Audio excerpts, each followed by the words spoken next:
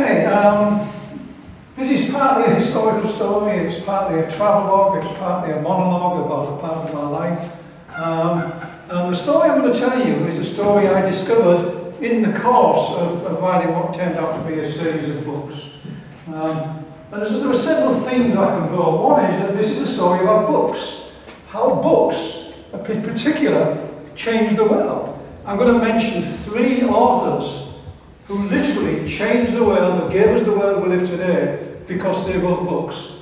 Were they the world's best mathematicians, as far as we know now? Did they invent the things that they described in the books? Maybe some of them, but most of them no. What they did was they collected ideas, packaged them in a book, in a fashion that made it available to everybody else. Because we like to think that science and scientists and engineers and people like that change the world. No, they don't. They come up with ideas. The people that change the world are the people who take those ideas and turn them into something that becomes accessible to everybody else. That's the story I'm going to be telling. What it really takes to change the world is getting the word out to everybody else, because a great idea is nothing more than a great idea until it's in front of thousands or millions of people, and that's how you change the world. And so this is about how books change the world in an era where books were the main means to commodify information and make it available to lots of people. And we're going to see iterations of that. So it's a story about books. It begins with one book. There's a picture of it. It was written by a guy called Leonardo of Pisa, lived in Pisa. We now know him as Fibonacci, and I'll tell you in a little while how we came to call him Fibonacci. That wasn't his name. But he writes this book, and it appeared in 1202. It was a manuscript, handwritten manuscript. That's one of the early copies. We don't have anything in his own hand. Nothing's been found in his own hand, but we have some copies of manuscripts that were written during his lifetime. I've held 2 of those in my hand, and there's nothing like holding in your hand a 13th century manuscript, which was one of the first ever books that made the world it is today, that brought arithmetic to the Western world. Liber Abbaci, the 2 B's are deliberate, I'll talk about that as well. It's got nothing to do with the abacus. If there's 1 B, it's an abacus. If there's 2 B's, it's the non-abacus. This was a book that made it possible to do without the abacus. And that's one of the pages, the first page of one of the manuscripts. So it's about a book. And then there's a book about a book, which is this book that I finished in 2011 and published a year later, in 2012. That's my book, The Man of Numbers, Fibonacci's Arithmetic Revolution. That's not the book I started out to write. What happened was, as a university lecturer, first of all in Lancaster in the UK, when I was giving classes, and I had many students that I was teaching that weren't particularly interested in mathematics, but they were interested in potential applications. So I started spicing up my lectures with stories about mathematicians, how mathematicians had changed the world, and so forth. And one of the names that kept coming up was this person, Leonardo of Fibonacci, because in addition to being a professional mathematician at the time, a very good one, he wrote many books for general audiences. He wrote lots of textbooks. I mean, by lots, I mean 5 or 6, because these were handwritten manuscripts that had to be copied by hand. But he actually put in a lot of effort to making mathematics accessible to people. And in my career, I'd done the same thing. Back when I was at Lancaster, I used to write a twice-monthly column in the Guardian newspaper on mathematics and its applications. So I'd always had that urge to sort of be a salesperson for mathematics. And here was this person, Leonardo, back in the 13th century, who did the same. So I was interested in him. And I used him as an example in my lectures. And I thought, I need to find out more about him.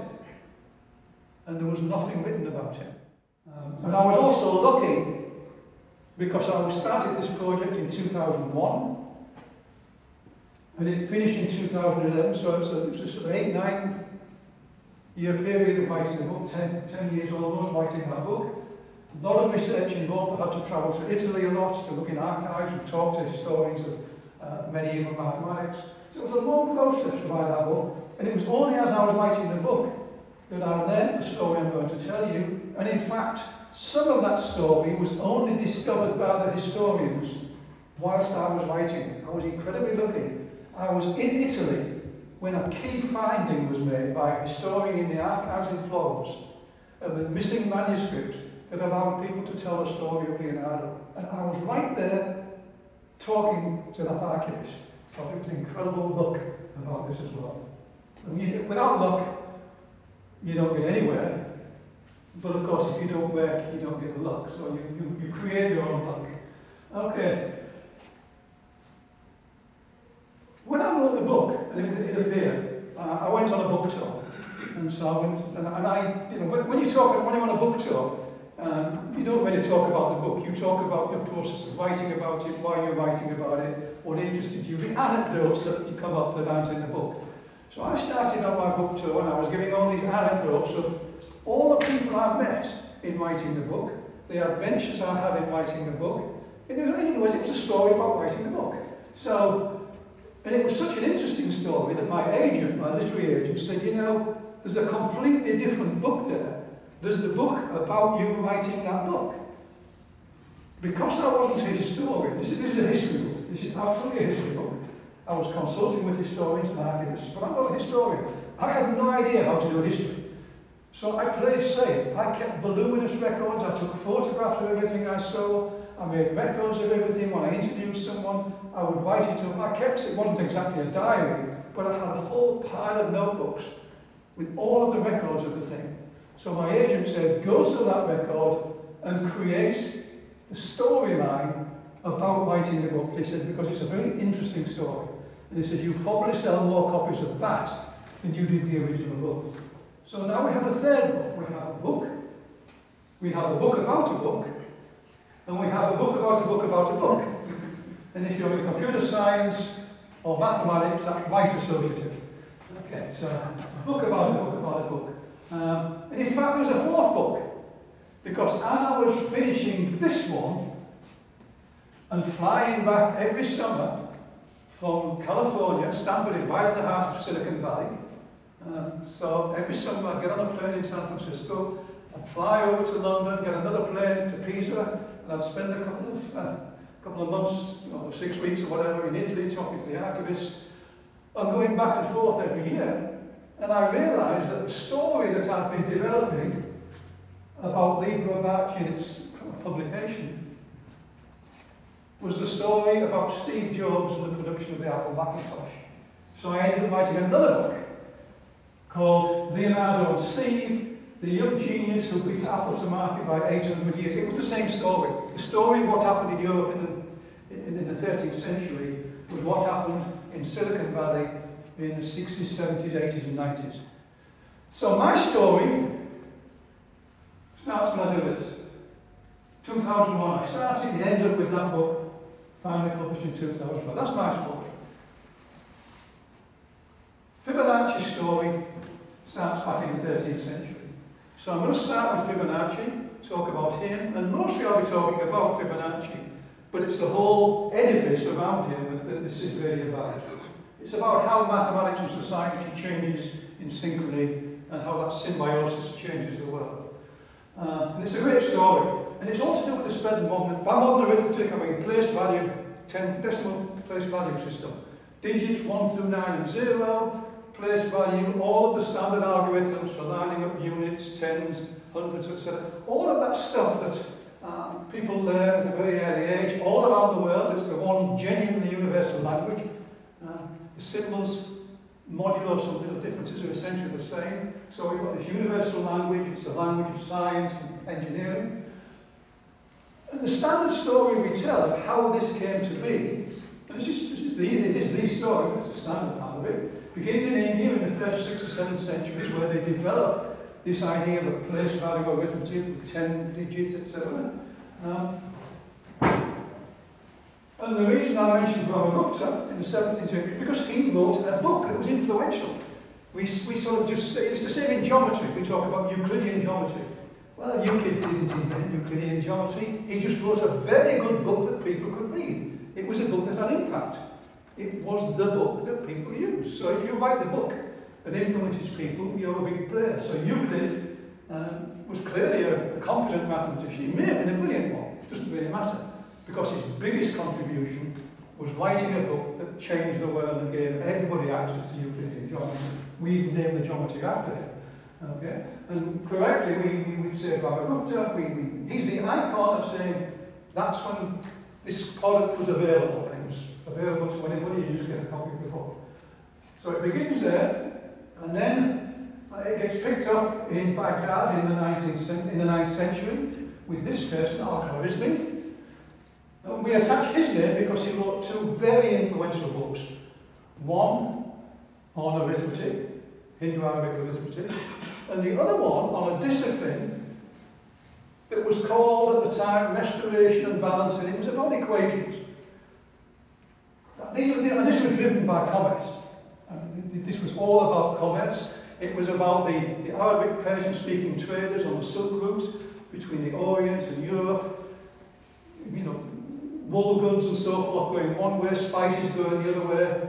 And the traders that were travelling that route, or route, I guess I'm back in the UK, route, about the American pronunciation. Those traders that were going back and forth wanted to be more efficient, so they developed ways of scaling up and making calculations more efficient.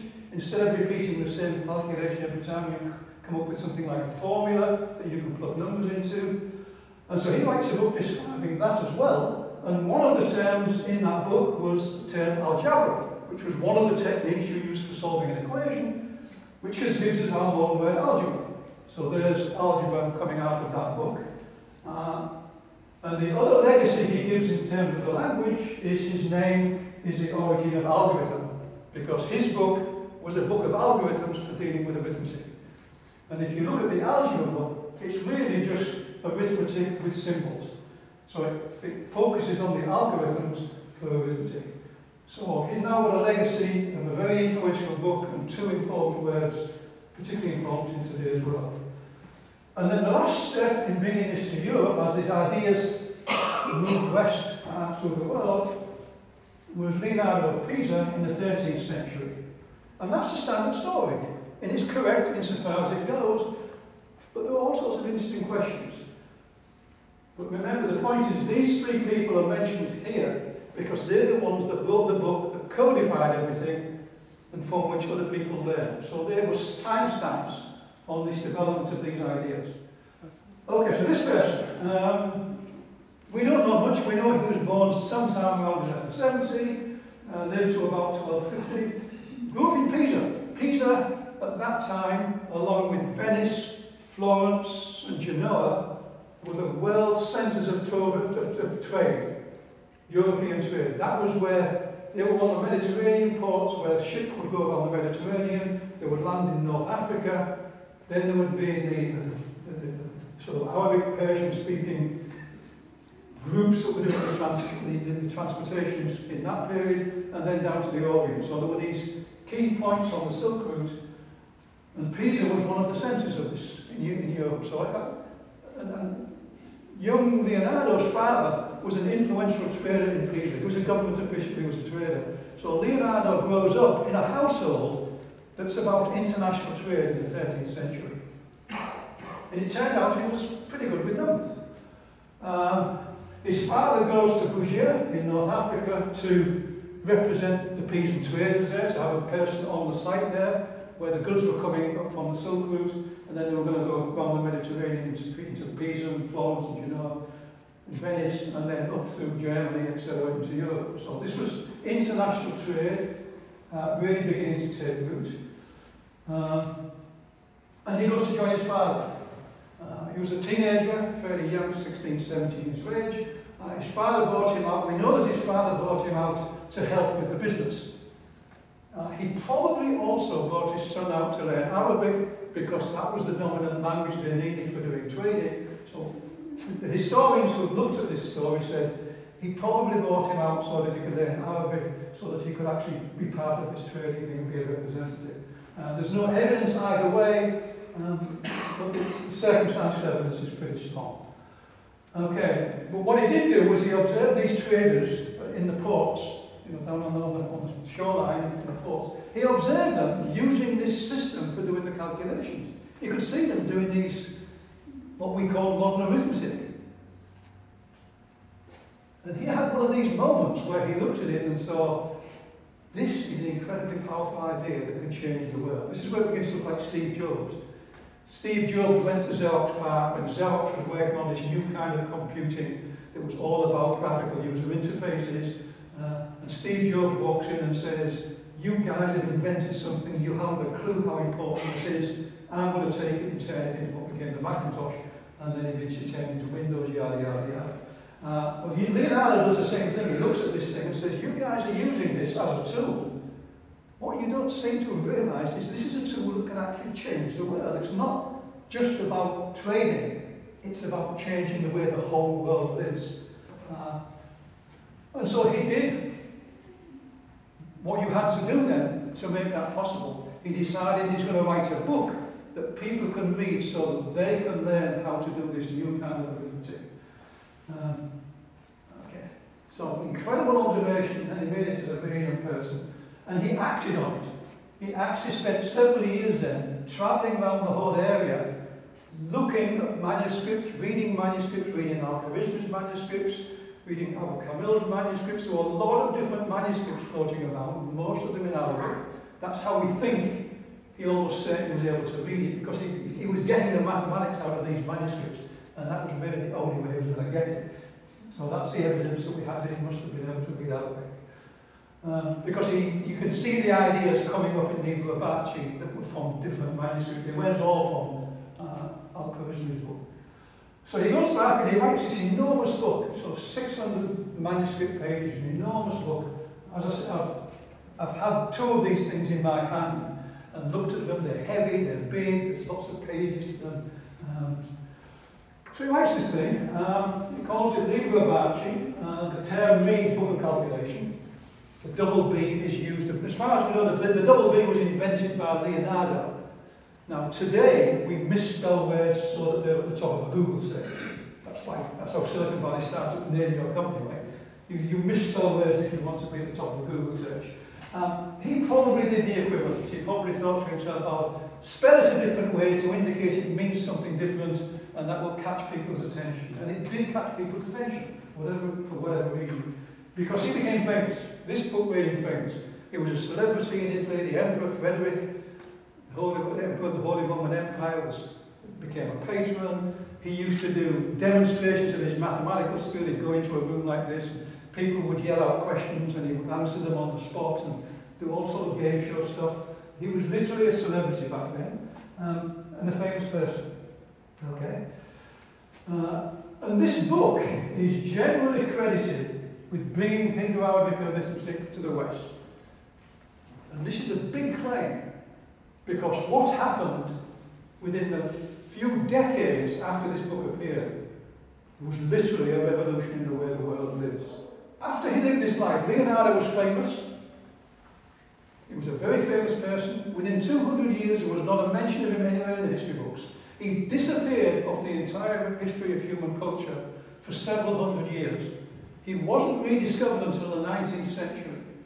A 19th century historian found out about this story, I'll tell you how in a minute, recognizing that if you've got someone called Leonardo from Pisa, who's part of the revolution, you need a bigger name.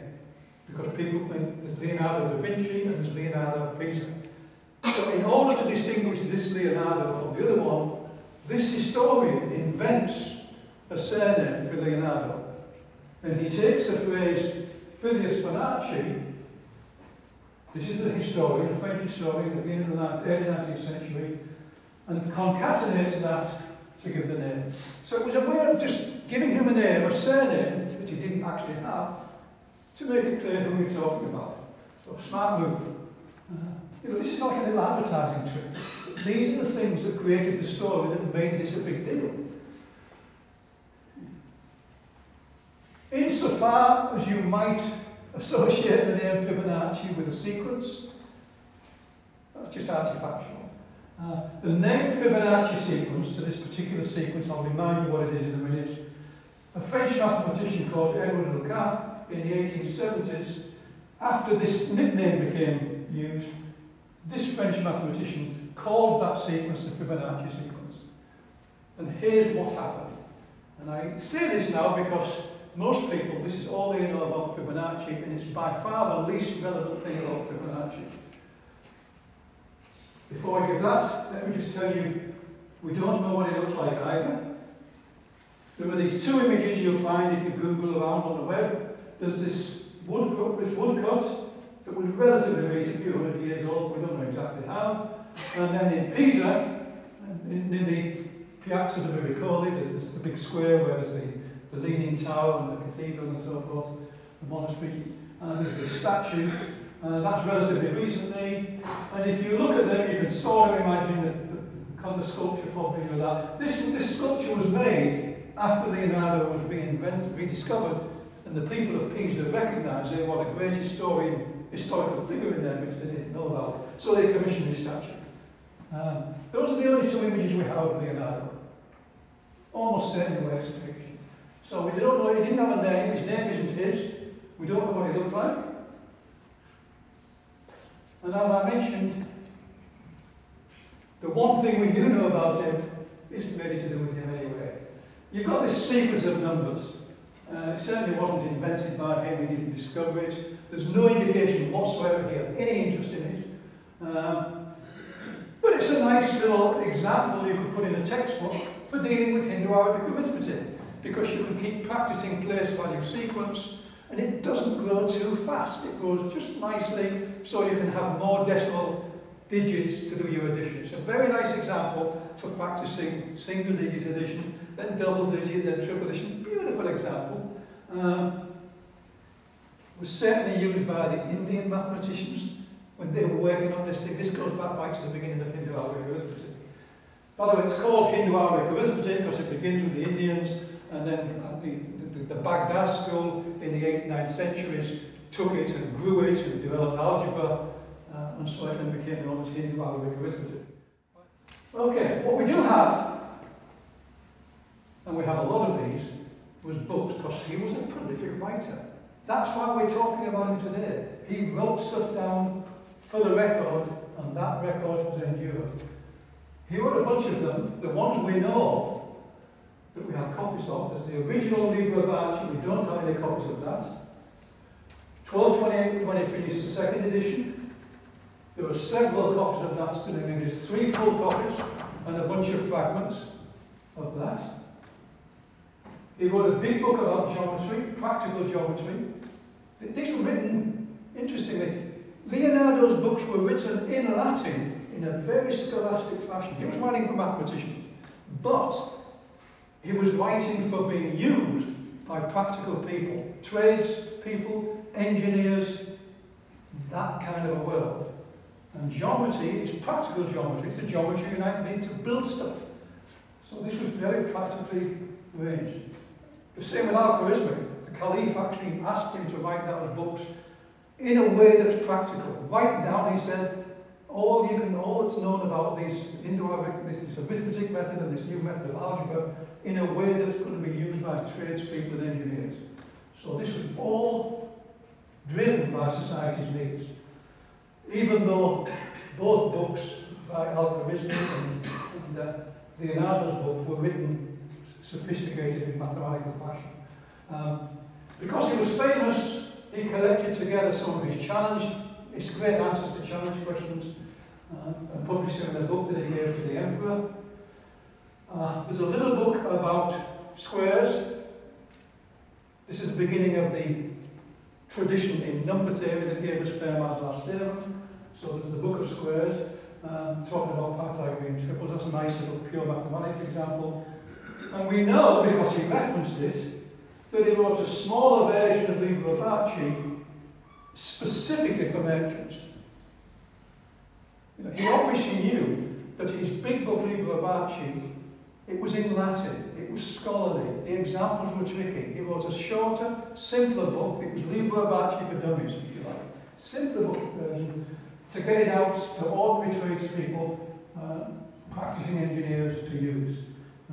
Unfortunately, no copies were found, so who knows what was in that thing.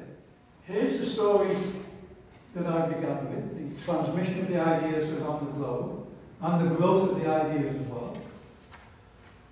The question was, did the appearance of Liber Abbaci provide the light the torch, if you like, strike the match, light the fire that started what was the big revolution in trade and commerce that followed it. And it's a classic case that can only be answered by finding evidence. It's a classic case of correlation is not necessarily causation. We do know that Liber Abbaci appeared, and then a whole bunch of stuff came out of that part of Italy. You look around Tuscany, Pisa, Florence, that area, Lombardia, and within a few decades of Liber Abbaci appearing in that city, in the middle of that, Liber Abbaci appears in 1202, becomes famous, people start to look at it because we knew there was a lot of demand. Within a few decades, you have the beginning of modern banking, and the Italian words that we use today for bank comes from the word banker, plank, because he went, the banker was literally a person who came around your town once a week, put a plank of wood across, and then did money transactions on the plank of wood. So that was the area of banks, we just planks basically. Insurance, we now use the word policy for insurance policy. The insurance industry began. That was the beginning of international trading empires, which require a very efficient method of arithmetic and good bookkeeping, so they invented modern bookkeeping, the Medici family in particular. All of this within a few decades, coming out of that one place where, just by chance, the Abbaci appeared. This is powerful circumstantial evidence that Leonardo, so those are facts, those are absolutely facts. We know that happened, plenty of evidence for that. The question is, was the appearance of Liber Abbaci what caused that? Here's what happened just after that book appeared. This is the degree of the circumstantial evidence that he started. Within the next few decades, we do know that thousands of books were written about practical arithmetic, none of which were written before that book appeared. We didn't know that until the 60s, because it was only in the 60s when historians started going through the archives that they found all of these ancient manuscripts called abacus books. And they started to appear soon after Liber Abbaci appeared. Now, these were not advanced books, they were very simple books. If you look at the books, it was obvious what was going on. Because if you wanted to learn arithmetic in those days, here's what you did. You found somebody who had a copy of one of these books. You borrowed it, and you copied it quickly as you could so that that person could have their book back. So you made your own hand copy. You didn't understand what you were writing. It's like an undergraduate student. You didn't understand what you were doing, you were writing it down, and you were making your copy. And then you left, the person took their book back, and you have your own manuscript, and you then have to start working through it from the manuscript. So if you look at these books, they all have text where there's always lots of errors, silly errors, the kind you can make if you don't understand what you're writing, that you can understand later. But then they started to draw diagrams and work out the details, and they used different coloured ink. So these books have the same pattern. They were written without understanding, and then the person worked through them, corrected them, worked through the details. That was how you learned. And for 300 years, these were kept appearing. I mean, there were just loads and loads of them. 250 have survived. Now, if you realise that these were nothing special, they were just people's books that they wrote for their own use and probably threw away afterwards. If 250 of those personal books have survived, there's got to have been thousands. I mean, you just think about how easy it is to lose something. How many, I mean, you can do a Fermi estimation, if you like.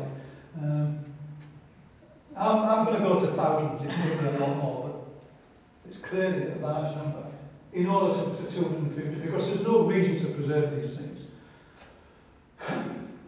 And also we know that there were lots of abacus schools. People were setting up schools where you could go to learn this stuff. And in fact, they had the most efficient way of learning it, was you have 20 people in a room, all making their own copy of the book, with the professor at front writing it on the board, and that's a very efficient way. And we still use that today in lectures, which is weird, because we have other technologies. But it was the most efficient way of the time of duplication. So today's lecture was really introduced because it was the most efficient way of duplicating manuscripts. Weird, but still good. There you go. Okay. So all of this happens. Huge interest, big demand.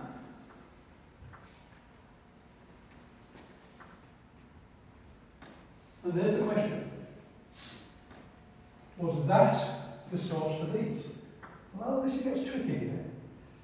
Almost all of the mathematics you find in any of these books appears in here. And this was the first book that was genuinely available with that material. So the mathematics, with one exception, which turns out to be useful for solving a problem about the origins of this thing, the mathematics that appears in these books was in there. But in these books, it was written in Latin, difficult examples, and the development was very formal in a rigorous mathematical way. These were semi-formal, it was written in vernacular Italian, there were much simpler examples. This was the mass market version. So the mathematics was in there, but none of the style or the examples were in there. So how did the material get from there to all of these? Once it was over here, you can look at them, you can compare the manuscripts, there are 250 of them, you can look at the manuscripts, you can find out who was likely to have copied from somebody else, the same errors get propagated. Using techniques of literary forensics, it's possible to sort of compare dates, you can look at exchange rates, you can look at all sorts of other historical data to figure out these. Many of these weren't dated. Many of them didn't have the author's name. They were just written as a notebook. But by looking at the nature of the examples and the errors and the copying errors, you can sort of line them up and you can see that one is copied from another one. So the historians are able to put these together in some kind of order. These were all copied from each other. They're all very, very similar. 250 of them, so the whole of these thousands of them were just copied from each other for 3,000 years. So this was big stuff. But there's no comparison with that original book. So the assumption was someone back in the 13th century took this and produced a simpler version, probably in vernacular Italian, but even if it was in Latin, it was with simpler examples, simpler explanation, etc. And then everybody started copying from that book. So the question then is, who wrote the first book? Whoever it was, in the 13th century, had to be able to read scholastic Italian, scholastic Latin. They had to be able to understand the detailed formal derivations that were in Liber Abbaci. The only person we know of around that could have done that was Leonardo himself, because the record shows nobody else then. So there was more strong circumstantial evidence that it was Leonardo himself that wrote the first one of these things. And putting the answer to that question, was it Leonardo who did that? What the historians did, and this was going on when I was in Italy, and I knew that one of the key historians would say, look at all the other books. Okay. In particular, look at the fact that Leonardo refers to that. We know that Leonardo wrote a small book for merchants. We know he wrote those because he refers to it in his other writings. So he wrote the first one. Well, that was why there was a question. Because if you want to answer it, you really want to see what it looked like. But we didn't have any copies. Except while I was in Italy talking to one of the historians, she found it. Not the original one, but a manuscript that almost certainly would have been an early copy, judging by the dating. So a manuscript was discovered in 2000, actually discovered in 2001, 2002, but she wrote the paper in 2003 when I was there. And I was about to leave Pisa to come back to go back to California, and she hands me this manuscript in Italian and says, I think you'll be interested in this. So, that's a couple of pages of this manuscript. It's in the Riccardiano Library, that beautiful building. It's just Codex 2404, it's a part of this codex. It's written by someone in Umbria, just up from Siena. And it was written around 1290. So Leonardo, we thought, died in about 1270. So this was pretty early on in that 300 years span of this thing. By the way, the reason that hundreds and thousands of these books were copied was this was the world's first personal computing revolution. Hindu-Arabic arithmetic was the first time an ordinary person could learn how to do their accounts and start up a business. This was a personal computing revolution. You didn't have to hire someone in Florence or Pisa to do the calculations for you, which had been the case. You could do them yourself. This was the key to start up your own business. This is the world's first personal computing revolution. And it was huge. That's why there were thousands of these things. Everybody wanted to get in on the act for 300 years with all of these copies. Okay, so we now have pretty good evidence that that's how the revolution started. The beginning of this book, it says, this is the book of Abacus according to the opinion of man. So the person who wrote this acknowledged that the contents came from Leonardo. In fact, many of these books, most of those books that have been found, have that statement. So the people who copied them copied down the original statement. This was taken from Leonardo. So the very books themselves acknowledge the source. So that's part of the circumstantial evidence that's mounting in favour of Liber Abbaci being the source, but only by virtue of the author of Liber Abbaci. Okay? So this is a lie. Leonardo writes that. He writes the popular version that becomes these manuscripts, and that's the revolution. So we do have, since 2003, some evidence. Let me show you a little bit more evidence. And by show you, I mean show you. This is too long, don't read it. There's some of the evidence, and there's more. You could have 3 or 4 slides. Literary forensics, looking at the Abacus books, comparing them with other books. There's a lot of evidence to indicate that that was it by looking at the various contents. One content in particular was that many Abacus books have a chapter on geometry. Liber Abbaci does not have a chapter on geometry. But Leonardo's other book, Practical Geometry, is all about geometry, and the geometry in the Abacus books can be found in Practical Geometry. So whoever wrote the first Abacus book could not only have read Liber Abbaci, but they would also have to read Practical Geometry. You know. I'm not a historian, so I at this point say, give me a break. There was nobody else around that could have done it but Leonardo. Okay. Why was he forgotten? Interesting. This is where we begin to look at the modern world. He becomes famous, he starts his revolution, all these manuscripts are around, they all acknowledge Leonardo as the origins of this stuff.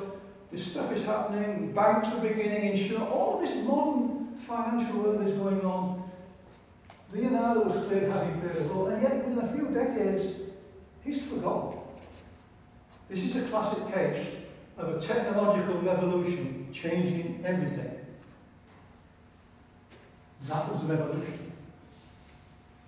In the days when you had to copy your own hand manuscript, that's what you did. But the moment the printing press came along, by the way, people say about the first book that was put into print was the Bible. That may be true, but the first books that were put into print big time were practical arithmetic books.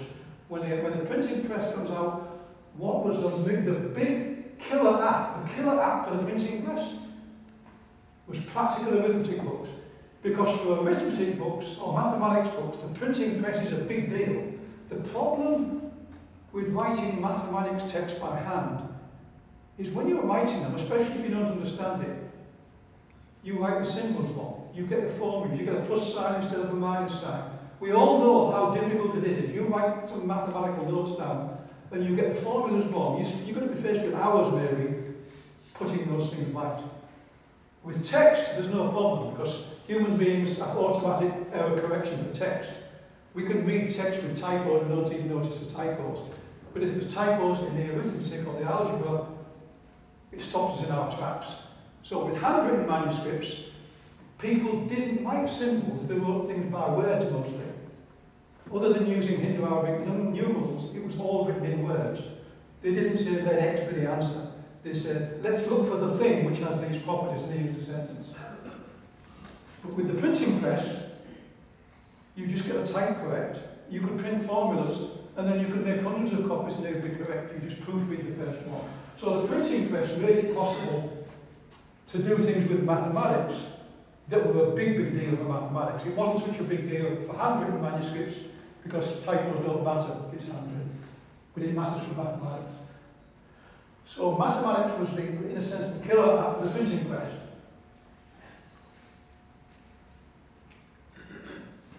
Until soon after the printing press, a very famous mathematician, Pacioli, writes this big book that's printed.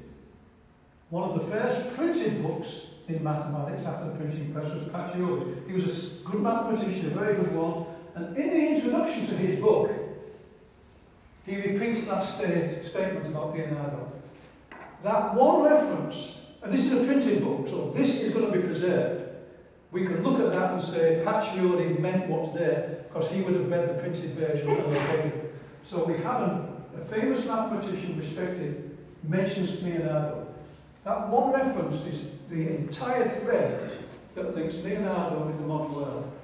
And it was when this historian that I mentioned earlier, when he studied Summa, he's a mathematics historian, he looks at this thing and he says, who is this guy Leonardo? This great person, Pacioli, who we regard as this revered person with this incredible book, tells us that it's not his at all, it comes from Leonardo. Who's this guy Leonardo? He must be an even greater person. So Casali starts to dig and finds out this story piece by piece. That was the story that happened. So from the moment Casali found that, we get the name Fibonacci being invented by a historian, we get the Fibonacci series. All of that begins after it was discovered that it was Leonardo that brought Hindu-Arabic arithmetic to the West in an influential way. And so that brings now to this thing. Those are my three books. There's the history book, there's the story of writing it, and then there's this one that I realised I discovered on the planes going back and forth. And here's the comparison. There we have Steve Jobs with a MacBook, which was a modern, souped-up version of the Macintosh. And there we have Leonardo with a copy of a book in his hand. Here's where the stories of uncanniness are similar. Neither produced, and this brings me back to my big thing, they didn't invent what they produced. Absolutely they didn't. What did they do? Why do we associate people like Steve Jobs and Leonardo with changing the world? First of all, it was the same issue. This was a computational interface issue. Hindu-Arabic arithmetic is an interface to arithmetic. It doesn't have to be that way. It's a very efficient interface if we're using paper and pencil. In fact, no one's come up with a more efficient one. If you want to deal with computing in a modern sense, the Macintosh interface was a much more efficient interface than anything that was run before. So it was an interface issue. It shows the power of an interface. You know, the computations are the same, it's the interface. That's what makes it useful. That's what makes it possible to teach yourself. Once you can read, you can teach yourself arithmetic in Hindu-Arabic arithmetic. Once you learn how to operate a mouse, you can compute with a modern computer. You don't need to be taught, you can learn on the job. And it was all about marketing. It was making it so that everybody wanted it.